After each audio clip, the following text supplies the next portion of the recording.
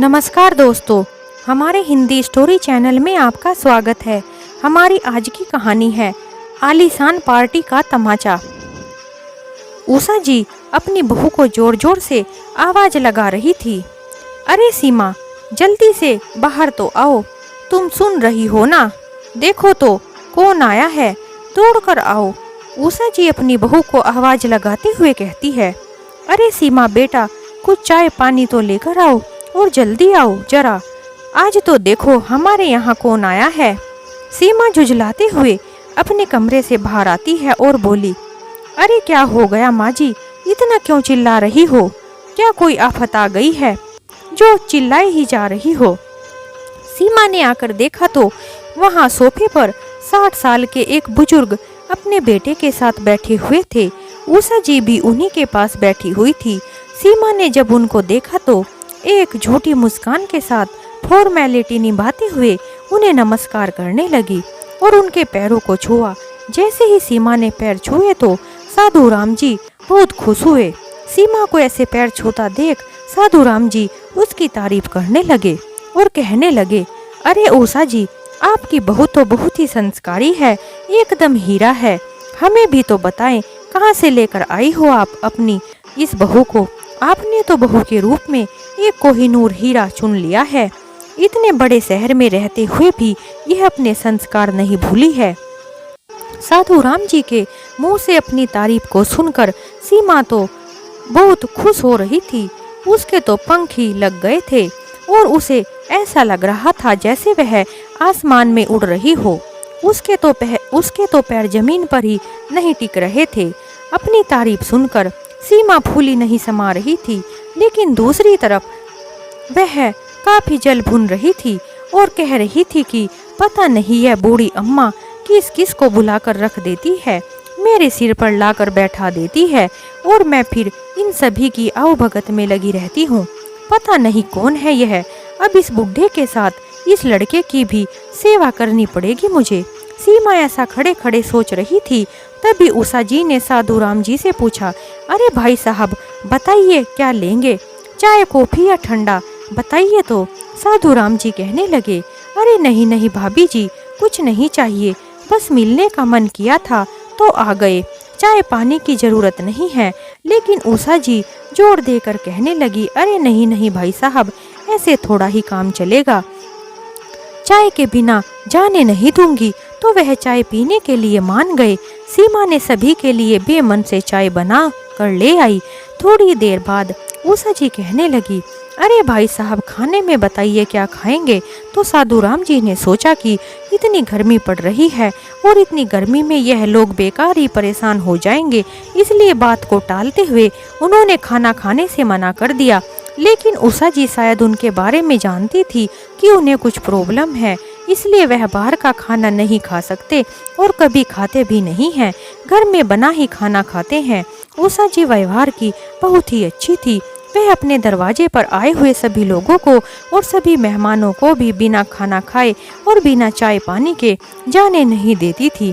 इसलिए उन्होंने साधु राम जी और उनके बेटे को भी उनके बार बार मना करने पर भी खाना खाने के लिए मना ही लिया था, क्योंकि उषा जी जानती थी कि साधु राम जी उनके पति के सबसे अच्छे दोस्त हैं।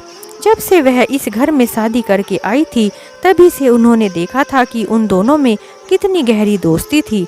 लेकिन विक्रम जी के चले जाने के बाद साधु राम जी आज पहली बार उषा जी के घर उनसे मिलने आए थे, इसलिए उषा जी को उनसे और भी अधिक अपनापन लग रहा था और उन्हें खाना खाने के लिए ज्यादा बोल रही थी। सीमा तो मन ही मन कुछ सोच रही थी, लेकिन वह उन मेहमानों के सामने अपनी सासू माँ को वहाँ से उठने के लिए भी नहीं बोल सकती थी कि पता नहीं यह लोग क्या सोचेंगे। उन्हें खाना बनाने का हुक्म भी नहीं दे सकती थी। सीमा सोचने लगी कि ऐसे तो बात होने वाली नहीं है, मुझे कुछ ना कुछ तो करना ही पड़ेगा, वरना खाना मुझे ही ना बनाना पड़ जाए। सीमा ने अपने दिमाग पर जोर लगाया और उसके खुरापाती दिमाग में एक आइडिया आया, तो उसने उषा जी को आवाज लगाई, माँ जी जरा सुनिए तो। सीमा की आवाज़ सुनकर जैसे ही उषा जी अंदर गई तो सीमा तो उषा जी पर बरस पड़ी और कहने लगी कि माँ जी आप किस किस को घर में बुला कर ले आती हैं, जब देखो कोई ना कोई आया ही रहता है। जब वह लोग चाय के लिए मना कर रहे थे, तब भी आपने जबरदस्ती चाय पिला रही थी। चाय चाहे चाय तो चलो ठीक था, लेकिन अब खाने के लिए भी उन्हें जोर दे रही हो और जबरदस्ती उन्हें खाना खिलाने के लिए कह रही हो। मम्मी जी, आपका यह कौन सा नया नाटक है, जरा बताइए तो।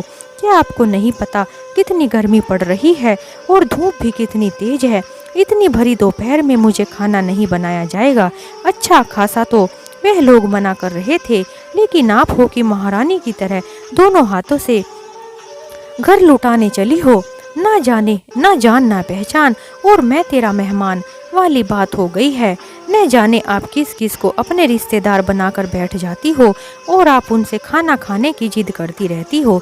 माँ जी, सुन लीजिए कान खोलकर, मुझे यह सब नहीं हो पाएगा। मुझे बच्चों के लिए भी तो काम करना है और आज तो बच्चों की पीटीएम भी है, इसलिए मुझे बच्चों के स्कूल भी जाना है। अब आप ही सोच लीजिए मेहमानों को खाना खिलाकर बनाना है कि नहीं। और हाँ माँ जी, एक बात और सुन लीजिए, महीने के बजट को ध्यान में रखकर खाना बनाइएगा और अपने बेटे का भी ध्यान रखिएगा। उनके पैसों को यूं ही मत लुटाइएगा। ज़्यादा पैसे लुटाने की कोई ज़रूरत नहीं है, समझिए आप। यह बोलकर सीमा तो जल्दी जल्दी तैयार होकर बच्चों के स्कूल में चली गई। उषा जी साधुराम जी से कहने लगी, अरे भाई साहब, आप लोग थक गए होंगे, आप थोड़ा सा आराम कर लीजिए। बहू को बच्चों के स्कूल जाना था, उनकी आज पीटीएम है, इसलिए उसे जाना पड़ा, वरना सीमा तो मुझे कुछ भी करने नहीं देती, सारा खाना बनाकर रख देती। लेकिन कोई बात नहीं है, आखिर मैं तो हूँ ही घर में, मैं जल्दी जल्दी से खाना बना देती हूँ। और उनके चेहरे पर परेशानियों की रेखाएं साफ साफ नजर आ रही थी। साधुराम जी सब कुछ समझ रहे थे। उन्होंने बार बार मना किया कि रहने दीजिए, हमें भूख नहीं है। लेकिन उषा जी तो कहने लगी कि जब आपके दोस्त थे तब तो कभी भी आप उनकी बात को नहीं टालते थे, लेकिन आज आप ऐसा क्यों कर रहे हो? यह कहकर मायूस हो गई थी और उन्होंने उनकी बाहर खाने वाली बात को भी याद दिलाया। मुझे पता है कि भाई साहब आप बाहर का खाना नहीं खाते हैं, आपको दिक्कत हो जाती है, लेकिन फिर भी आप क्यों मना कर रहे हैं मुझे नहीं पता है, लेकिन मैं आपको खाना खाने बगैर जाने नहीं दूंगी। मजबूरन साधुराम जी को खाने के लिए मानना ही पड़ा। वैसे तो वह किसी और कारण से वहां आए थे, लेकिन उन्हें घर का खाना मिले। लेकिन उनकी बहू के व्यवहार को देखकर साधुराम जी समझ गए थे कि उनकी बहू को शायद उनके घर आना अच्छा नहीं लगा है, इसलिए वह भले ही परेशान हो जाएंगे, लेकिन उषा जी को परेशान नहीं करना चाहते थे, इसलिए वह उन्हें बार बार खाना बनाने से मना कर रहे थे। लेकिन उषा जी तो कुछ अलग ही स्वभाव की महिला थी, दयालु और मिलनसार महिला थी। वह किसी का भी दुख नहीं देख सकती थी, किसी का जरा सा दुख देखकर भी वह परेशान हो जाती थी, इसलिए हमेशा सभी की मदद करती थी, जिसे उनकी बहू ढोंग और आडंबर का नाम देती थी। उषा जी साधुराम जी और उनके बेटे को आराम करने के लिए बोलकर किचन में जाकर खाना बनाने की तैयारी करने लगी। साधुराम जी उषा जी की परेशानी को अच्छी तरह से समझ रहे थे, लेकिन चाहकर भी कुछ कर नहीं सकते थे। साधुराम जी का बेटा 2-3 दिन से सफर कर रहा था, जिस कारण से काफी थक गया था और थकान के कारण बिस्तर पर लेटते ही उसे नींद आ गई थी। लेकिन साधुराम जी की नींद तो कोसों दूर चली गई थी।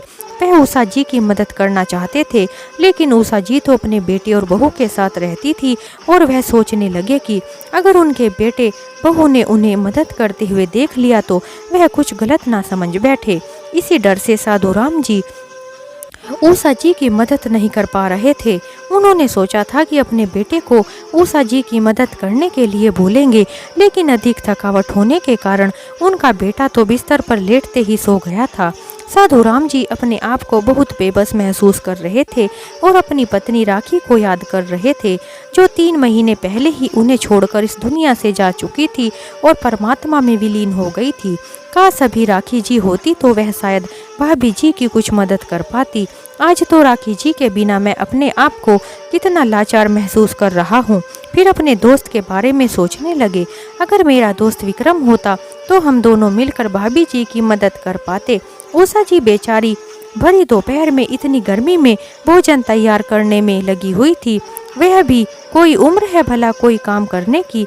यह सब सोचते सोचते साधु राम जी अपने बचपन की यादों में खो गए कि कैसे दोनों दोस्त एक दूसरे के बिना खाना भी नहीं खाते थे और ना ही पढ़ाई करते थे, और जब खाना खाने बैठते तो अपनी अपनी थाली लाकर एक जगह बैठ जाते थे और मिल बांट कर खाते थे। पढ़ाई भी दोनों एक ही जगह किया करते थे, लेकिन आगे चलकर किस्मत को तो कुछ और ही मंजूर था। जब नौकरी करने की बारी आई तो विक्रम जी की तो गवर्नमेंट जॉब लग गई और साधु राम जी प्राइवेट नौकरी में लग गए थे। धीरे धीरे खुद का बिजनेस शुरू कर दिया और आज एक छोटे से बिजनेस के साथ उन्होंने और भी 5-6 बिजनेस शुरू कर दिए थे। इंसान का लालच तो कभी पूरा ही नहीं होता। यह सब सोचते सोचते साधु राम जी की आंखों में आंसू आ गए थे। फिर उन्हें किसी के आने की आहट महसूस होने लगी तो उन्होंने जल्दी जल्दी से अपने आंसुओं को साफ किया तो देखा कि उषा जी की बहू सीमा अपने बच्चों को लेकर वापस आ गई है। उन्होंने सीमा से कुछ भी नहीं कहा और वह फिर से अपने पुराने ख्यालों में खो गए। उन्हें याद आ रहा था जब उनके दोस्त विक्रम की शादी हुई थी तब तक साधु राम जी की शादी नहीं हुई थी। क्यों नई नौकरी, क्योंकि उन्हें नौकरी नहीं मिली थी और विक्रम जी को गवर्नमेंट जॉब मिलने के कारण उनकी शादी जल्दी हो गई थी और उषा जी उन्हें पत्नी के रूप में मिली थी। उषा जी स्वभाव की अच्छी थी, इसलिए साधु राम जी को जब भी कुछ खाने का मन करता था तो वह अपने दोस्त के घर आकर और अपनी भाभी से कहकर बनवा लिया करते थे। जब कभी साधु राम जी खाने के बारे में नहीं कहते थे तो विक्रम जी अपने आप आकर अपने दोस्त की पसंद की खाने की चीज अपनी पत्नी से कहकर बनवा लेते थे। दोनों को एक दूसरे की पसंद का ख्याल था। कभी कभी तो दोनों दोस्त एक दूसरे के बारे में मजाक करते हुए वह चीज बनाने को कह देते जो उन्हें पसंद नहीं थी। उषा जी ठहरी सीधी सादी, वह भी समझ जाती थी कि यह उनकी शरारत है, फिर भी उन्हें दूसरों को खिलाने पिलाने में बड़ा ही आनंद आता था, इसलिए वह बिना कुछ कहे सब कुछ बना देती थी। उषा जी बहुत ही स्वादिष्ट खाना बनाती थी। सभी लोग बड़े मजे से हंस हंस कर गप्पे लड़ाते हुए खाना खाते थे। फिर बाद में उषा जी को बताते थे कि उन्होंने उनसे मजाक किया था, लेकिन उषा जी कह देती, अरे कोई बात नहीं, मुझे तो खाना बनाने में आनंद आता है, उसने भला बुरा मानने वाली कौन सी बात है। इतना कहकर उनके होठों पर एक प्यारी सी मुस्कान आ जाती थी। वहीं खाना बनाते बनाते उषा जी भी अपने अतीत के पन्ने पलटने लगी और सोचने लगी कि भाई साहब और विक्रम जी के बीच में कितना गहरा प्रेम था। दोनों दोस्त सगे भाई से बढ़कर एक दूसरे से प्यार करते थे। उन्होंने मेरे साथ कभी भी कोई गंदा मजाक नहीं किया था, बल्कि मुझे तो उन्होंने शुरू से ही अपनी माँ के समान समझा था। पहले हम एक दूसरे से बेझिझक होकर बातें कर लिया करते थे और एक दूसरे की परेशानी को खुलकर बता पाए थे, लेकिन आज तो समय ही बदल गया है। बहू के सामने तो मैं भाई साहब के साथ खुलकर बात भी नहीं कर सकती कि कहीं बहू कुछ गलत ना समझ बैठे। जब भी इतने दिनों बाद आज हम मिले तो मेरे पास बहुत सारी बातें हैं उन्हें बताने के लिए। इस तरह उनके पास भी मुझे बताने के लिए ढेर सारी बातें होंगी, लेकिन उन्हें बताने का समय ही नहीं मिल रहा था। तभी पीछे से सीमा आकर कहने लगी, अरे मम्मी जी, खाना बन गया क्या? इतनी देर हो गई है। बहू की आवाज़ सुनकर उषा जी अपने ख्यालों से बाहर आई और हड़बड़ा कर बोली, हाँ बहू, लगभग बन ही गया है। सीमा सारे बर्तनों को खोलकर देखने लगी। देखा तो आखिर आपने क्या क्या बनाया है? उषा जी ने मेहमानों के लिए आलू गोभी की सब्जी, हलवा और पूरी बनाया था। उषा जी ने हलवे में थोड़ी सी किशमिश और काजू डाल दी थी।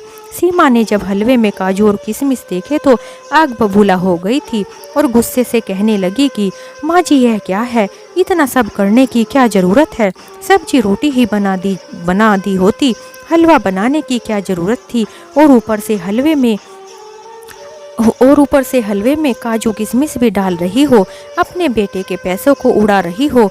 अगर आप रोज रोज घर में ऐसे मेहमानों को बुलाती रहोगी और पैसे लुटाती रहोगी तो एक दिन आपका बेटा कंगाल तो जरूर हो जाएगा। क्या आपने कभी अपने बेटे के बारे में नहीं सोचा है? वह दिन रात कितनी मेहनत करता है, तब कहीं जाकर अपने लिए कुछ पैसे बचा पाता है और हम सबके लिए भोजन की व्यवस्था करता है। सीमा की बातों को सुनकर उषा जी ने उस समय कुछ कहना जरूरी नहीं समझा, क्योंकि वह मेहमानों के सामने बात का पतंगड़ नहीं बनाना चाहती थी। बिना कुछ कहे उषा जी ने साधु राम जी और उनके बेटे के लिए खाना लगा दिया और उसके बाद बर्तन साफ करने लगी। लेकिन हमेशा हंसती रहने वाली उषा जी का चेहरा मुरझाया हुआ था। उनका मुरझाया चेहरा देखकर साधु राम जी समझ गए थे कि जरूर उषा जी और बहू के बीच कुछ कहासुनी हो गई है। बहू ने जरूर उन्हें कुछ कहा होगा, इसलिए उनके खाना खाने के बाद उन्होंने अपने बेटे को उनके पास बर्तन साफ करने के लिए भेज दिया। उषा जी बार बार मना कर रही थी, लेकिन वह कहने लगा, अरे नहीं नहीं आंटी जी, मुझे करने दीजिए। जब से मेरी मम्मी की मृत्यु हुई थी तब से मैं खुद ही अपने घर में बर्तन साफ करता हूँ, इसलिए अगर आज आपकी मदद कर देंगे तो क्या हो जाएगा। इस समय सीमा ने अपने माथे पर पट्टी बांध ली थी और कहने लगी, माँ जी मेरे तो सिर में बहुत ही दर्द हो रहा है, मेरा सर तो दर्द के कारण फटा जा रहा है, क्या आप मुझे थोड़ा पानी ला कर दे देंगी। तभी उन सभी को यह महसूस हो कि बहू की तबीयत खराब है, जिसके कारण वह अपनी सासू माँ की मदद नहीं कर पा रही है। साधु राम जी ने उषा जी को बताया कि वह 4 दिनों के लिए इसी शहर में रहेंगे, लेकिन जब से वह दोनों बाप बेटा खाना खाकर गए दोबारा नहीं आए थे। उषा जी ने जब उन्हें फ़ोन किया तो उन्होंने कह दिया कि उन्हें देर हो जाएगी, इसलिए शायद नहीं आ पाएंगे। आप इंतज़ार मत करना और सो जाइएगा, अगर कल रुकना हुआ तो हम आपको बता देंगे। लेकिन जब दूसरे दिन भी नहीं आए तो उषा जी ने उनको फ़ोन लगाया तो उनकी बहू सीमा ने सुन लिया था और सीमा उन पर आग बबूला हो गई थी। उस समय फ़ोन चल ही रहा था। सीमा तो अपनी सासू माँ पर भड़कते हुए बोली, अरे बुढ़िया, तुम्हें कल से देख रही हूँ, तुम्हारे कुछ ज़्यादा ही पर निकल आए हैं। तुम तो कुछ ज़्यादा ही घर को लुटाने में लगी हो, काम धंधा तो कुछ है नहीं और खर्च करती रहती हो। उन लोगों को सुबह शाम फ़ोन करके बुलाती हो, जब उनका मन नहीं है आने का तो ज़बरदस्ती क्यों बुला रही हो और मुसीबत को मोल ले रही हो। उन्हें यहाँ बुलाकर अपने लिए अपमान भरे शब्द सुनकर उषा जी खड़ी की खड़ी रह गई। वह उसके आगे एक शब्द भी नहीं बोल पाई थी। अब तो उषा जी मन ही मन सोचने लगी कि वह ऐसा क्या करे जो उन्हें अपने बेटे बहू पर आश्रित ना रहना पड़े। एक दिन उषा जी सब्जियां लेने के लिए बाजार गई थी। वहीं पर उन्हें उनकी एक पुरानी दोस्त प्रिया मिल गई थी। दोनों सहेलियां एक दूसरे को मिलकर लिपट कर खूब रोई। यह उनके खुशी के आंसू थे। दोनों ने एक दूसरे का हालचाल पूछा। तभी उषा जी का मुरझाया हुआ ऐसा चेहरा देखकर प्रिया समझ गई थी कि उषा जी जरूर परेशान है। तो उसने उसे पूछा, अरे उषा, क्या कोई परेशानी वाली बात है? तू तो हमेशा हंसती चहकती रहती थी, लेकिन तेरे चेहरे पर तो रोना जैसे शक्ल बनी हुई है। तेरा चेहरा कितना उतरा हुआ है। प्रिया के ऐसे अपनेपन भरे शब्दों को सुनकर उषा के सब्र का बांध ही टूट गया था और वह उसके सामने बिलख बिलख कर रोने लगी। और उसने उसे अपनी बहू की सारी बातें बता दी कि शादी के पहले तो उनका बेटा भी सरवण की तरह उनकी सेवा करता था, लेकिन सीमा के आते ही वह भी बदल गया है। उषा जी को समझ नहीं आ रहा था कि वह किस तरह से अपने आप को संभाले। उषा की यह बातें सुनकर प्रिया समझ गई थी और सोचने लगी कि वह उषा की मदद कैसे करे। थोड़ी दूर जाकर उन्होंने देखा कि एक दुकान पर लॉटरी की टिकटें बिक रही हैं। प्रिया ने कहा, अरे उषा, क्या तुम यह देख रही हो? यह लॉटरी की टिकट खरीदने के लिए कितनी भीड़ लगी हुई है। हम भी अपनी किस्मत आजमाएं। लॉटरी के बारे में सुनकर उषा जी 4 कदम पीछे हट गई और कहने लगी थी, अरे प्रिया, तू भी कैसी बातें कर रही है? क्या मैं अब लॉटरी की टिकट खरीदूंगी? इस उम्र में तू ऐसा कैसे कह सकती है? प्रिया ने तभी उषा की कमर पर हाथ फेरते हुए कहा, अरे उषा, सोच कर समझ कर कह रही हूँ। वह कहते हैं ना, मरता क्या नहीं करता। तुझे अपना आत्मसम्मान प्यारा है या गुलामी? माना यह लॉटरी हम जैसे शरीफ लोगों के लिए अच्छी बात नहीं है, लेकिन क्या तू रोज रोज के ताने और जलील भरी जिंदगी जीना पसंद करेगी या कुछ करके आत्मसम्मान के साथ जीना चाहेगी? और यह जरूरी तो नहीं कि लॉटरी तेरी ही निकले, लेकिन किस्मत को आजमाने से पीछे नहीं हटना चाहिए। अगर किस्मत में होगा तो मिल जाएगा। 200 रुपए की ही तो बात है, फिर इसे अपना समझकर भूल जाना या अपना सपना समझकर भूल जाना।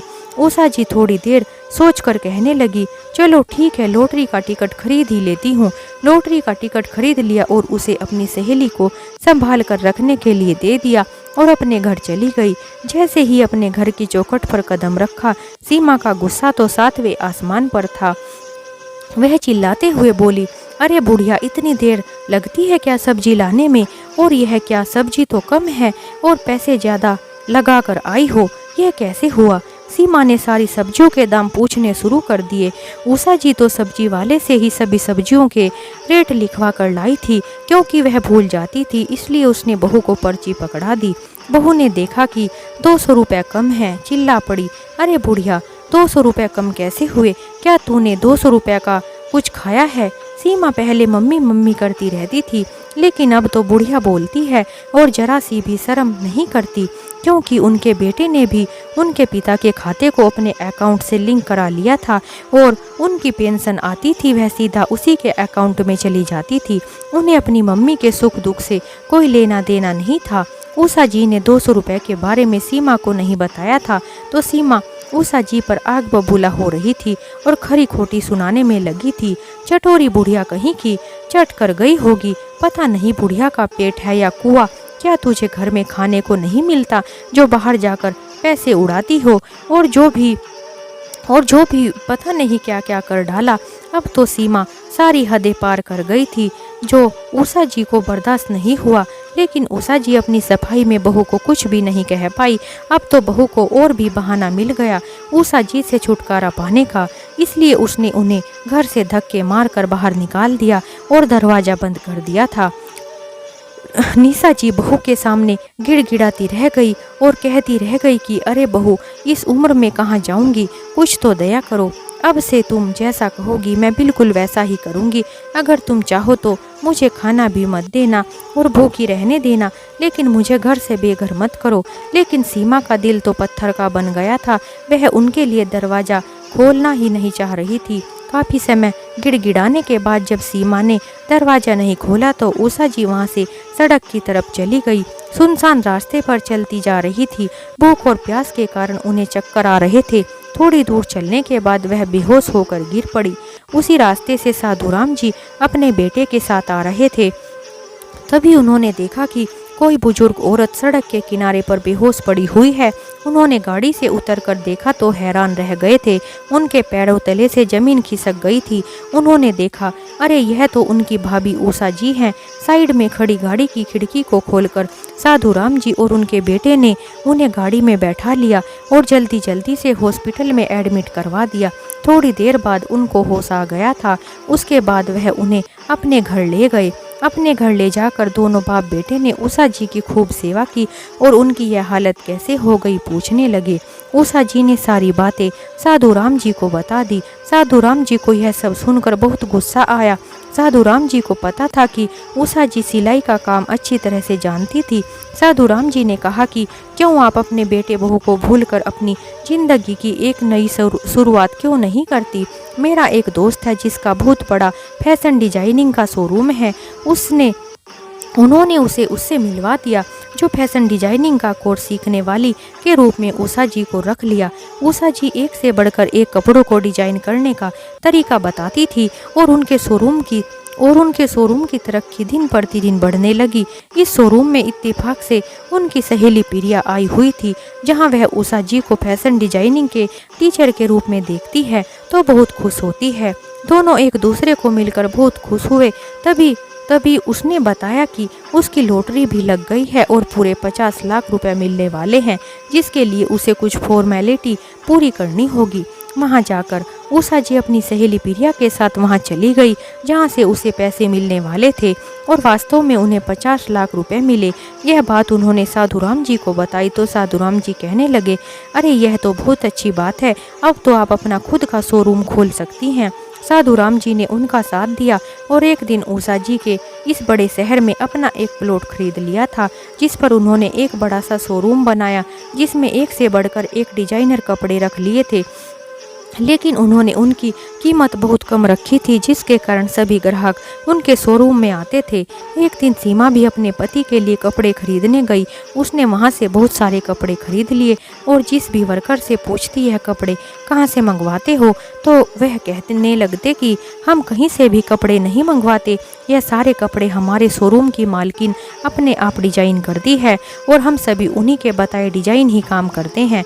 यहाँ पर कोई कितना भी बड़ा ऑर्डर क्यों ना देते, सभी को समय से मिल जाता है। उस शोरूम की मालकिन की इतनी तारीफ सुनकर सीमा ने सोचा कि क्यों ना एक बार उनसे मिला जाए और अपने काम के बारे में भी पूछा जाए, क्योंकि उसके पति की इतनी कमाई नहीं होती थी कि उसके सारे पैसे उसकी सारी इच्छाओं को पूरा कर सके। सीमा अपनी सासू माँ को घर से निकालने के बाद काफ़ी खर्चीली हो गई थी, क्योंकि उसे लगता था कि अब वह उस घर की मालकिन है, वह जो चाहे कर सकती है। लेकिन उसे यह नहीं पता था कि भविष्य के लिए भी कुछ ना कुछ बचा कर रखना चाहिए।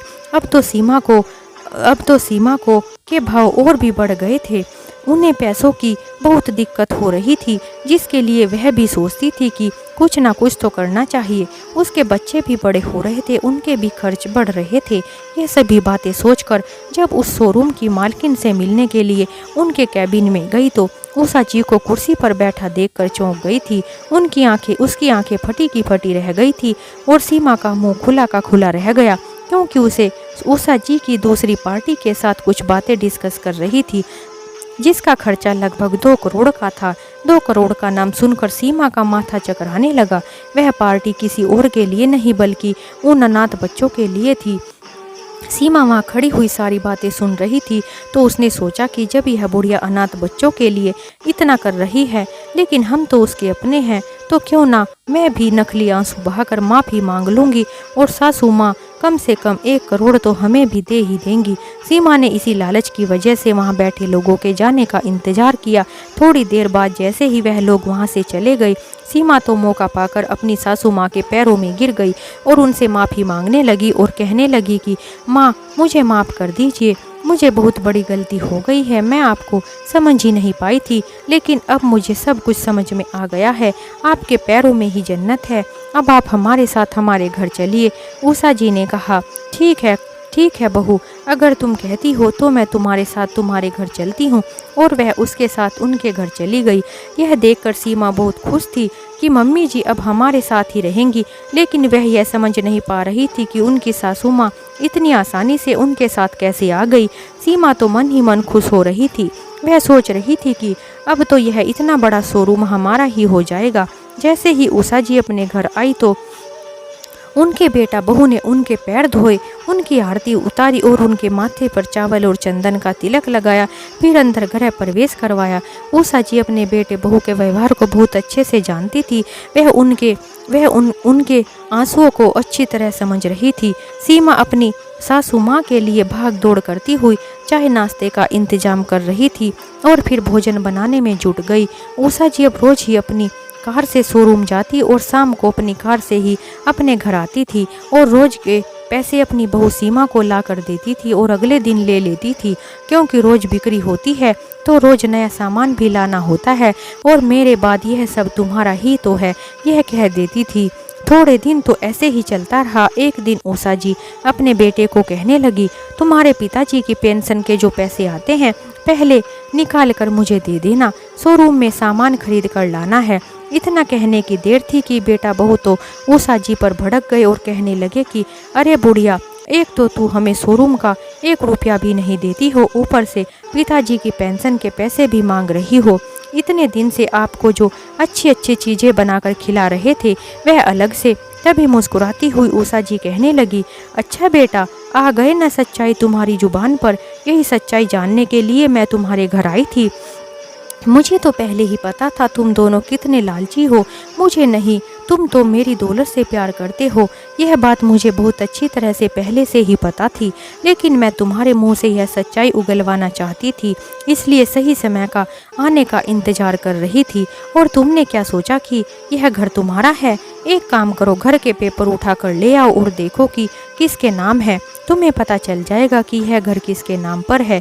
तेरे पिताजी ने यह घर मेरे नाम कर दिया था, क्योंकि उन्हें पता था कि उनकी औलाद क्या गुल खिला सकती है, इसलिए उन्होंने ऐसा पहले ही कर दिया था। अगर आज यह सच्चाई उनके सामने आती तो उन्हें कितना दुख होता। और सीमा, तुम साधु राम जी के बारे में कितना अनाप शनाप बोल रही थी। क्या तुम्हें पता है वह कौन थे? वह मेरे पति के बचपन के दोस्त थे और हमेशा मुझे माँ का दर्जा देते थे। लेकिन तुम कितनी गंदी नीयत से क्या सोच रही थी? कितनी गंदी सोच है तुम्हारी। क्या तुम कभी कुछ अच्छा नहीं सोच सकती क्या? और अपने स्वार्थ को साधने के लिए तुम दोनों ने मुझे यहाँ पर बुलाया है और तुम दोनों क्या मुझे मेरे घर से बाहर निकालोगे? मैं ही तुम दोनों को इस घर से बाहर निकालती हूँ। इतना कहकर उन्होंने पुलिस को फ़ोन कर दिया।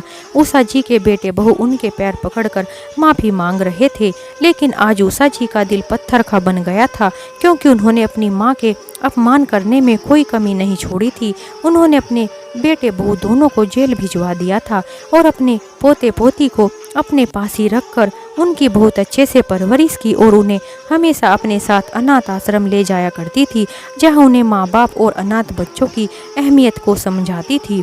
एक दिन उनके पोता पोती भी अपनी दादी की तरह अच्छे इंसान बने और अपने माँ बाप को उन्होंने इंसानियत का पाठ पढ़ाया। उषा जी ने अपनी संपत्ति का आधा हिस्सा अपने पोता पोती के नाम कर दिया और आधे हिस्से को अनाथ आश्रम के बच्चों के लिए दान में दे दिया।